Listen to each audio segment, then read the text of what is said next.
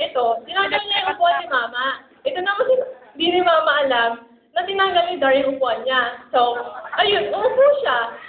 Umaksak.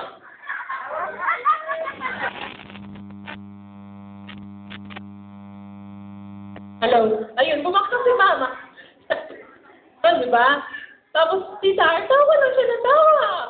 Ako lang, di ba? Tapos, pero kahit ganyan, pero kahit ganyan si Dar, kahit makulit yan, may pagka-sweet pa rin yan. Kasi, ito, may another story na naman ako ng mga bata kami. Siyempre, naalala ko ba? Tumigil ka. Tapos, yun, din siya kasi, nung mga bata kami, mahilig yung sa gummy bears candy. Alam niyo yun, yung candy na parang goma. Tapos, oo, game, yun na yun. Mahilig kami doon. Tapos, di, grade 2 lang siya noon, ako grade 4. Tapos, binigyan siya ng classmate niya ng gummy bears candy. Tapos, gusto niya rin ako bigyan. So, nagtira siya para sa akin. O, di ba, ang sweet.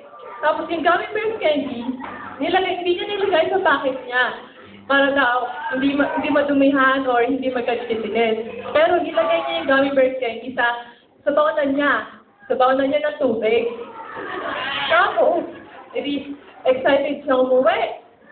Pagka-uwi niya, sabi niya, Naling! Naling kasi tawag sa akin dati. Tapos, may gummy bears candy akong ibibigay sa'yo. Tapos ako naman, na-excite, tuwang-tuwa. Siyempre, favorite ko yun. Ay, binigay niya sa akin yung baonan niya.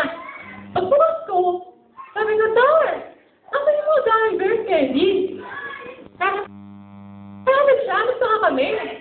Tapos sabi ko, nasaan? Tapos sabi ni Dar, ang dami-dami nun, nilagay ko yun dyan.